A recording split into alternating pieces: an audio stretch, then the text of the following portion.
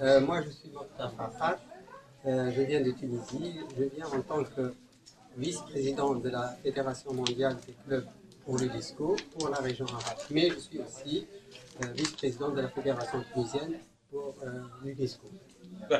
Monsieur Mokhtar, vous vous êtes déplacé depuis la Tunisie.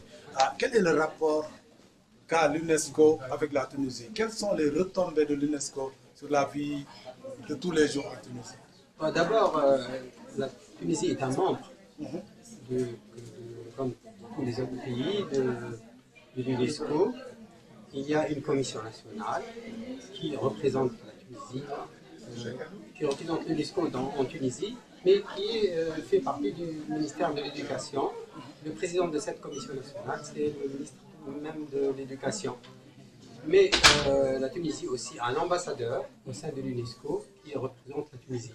Et toutes les politiques de l'UNESCO, les idées de l'UNESCO, elles sont défendues par donc, ces organisations.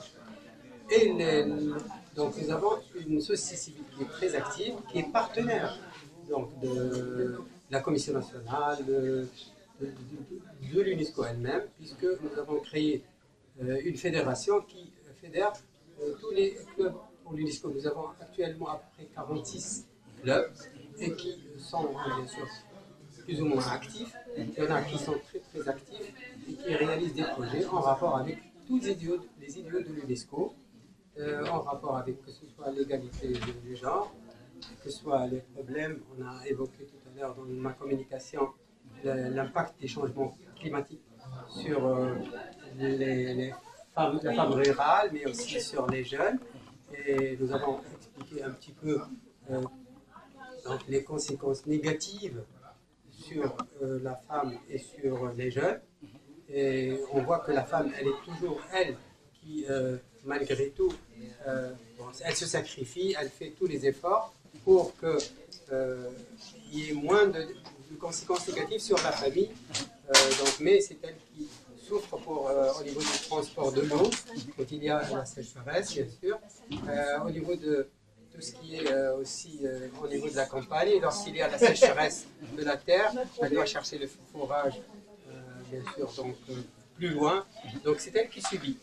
Mais elle est aussi porteuse d'espoir, parce que c'est elle qui, bien sûr, assurera donc la protection de l'environnement, mais aussi derrière cela, la protection de la famille. Il faut lui donner cette chance, la femme, pour qu'elle arrive à satisfaire un petit peu les besoins pour elle, pour la famille et pour la société en général, parce que c'est elle qui va garantir la paix sociale, la paix alimentaire, la paix de manière générale.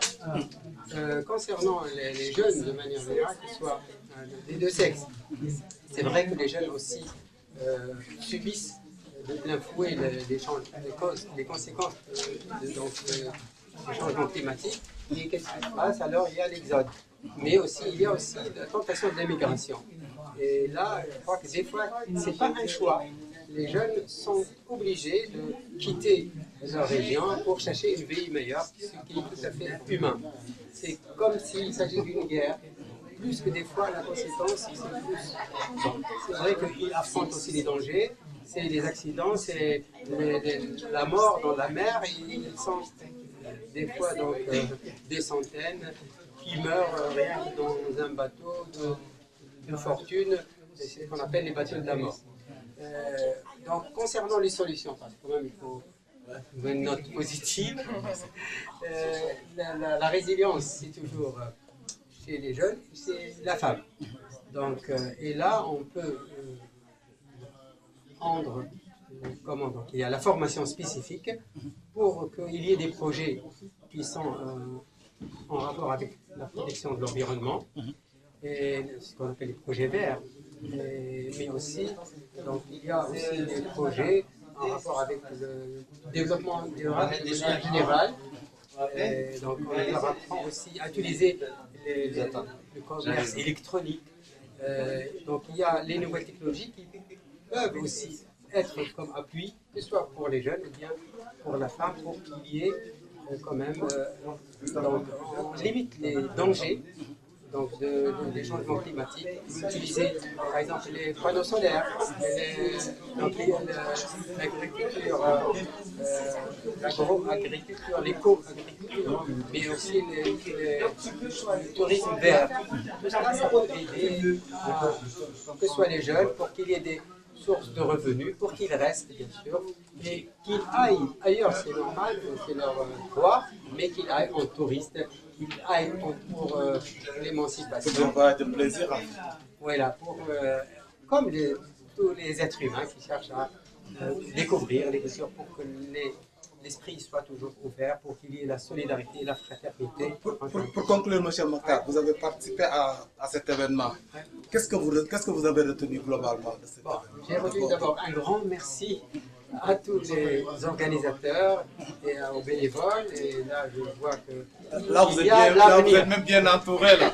C'est exactement, ce sont les jeunes. Moi, j'aime bien les jeunes parce que ce sont eux qui porteront l'espoir d'un monde meilleur, un monde là où il y a plus de paix.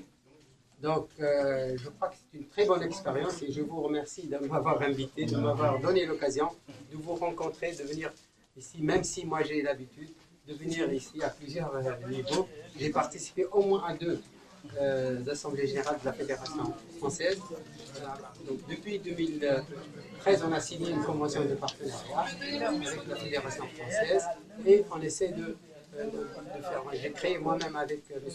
Adjouma le forum de partage et de coopération qui continue à réunir donc, les expériences au moins d'une trentaine de pays et on continue à gérer ce forum-là et je tiens à féliciter Adjouma pour avoir aidé à continuer dans ce sens ensemble. Merci beaucoup, Mokhtar. Je vous en prie.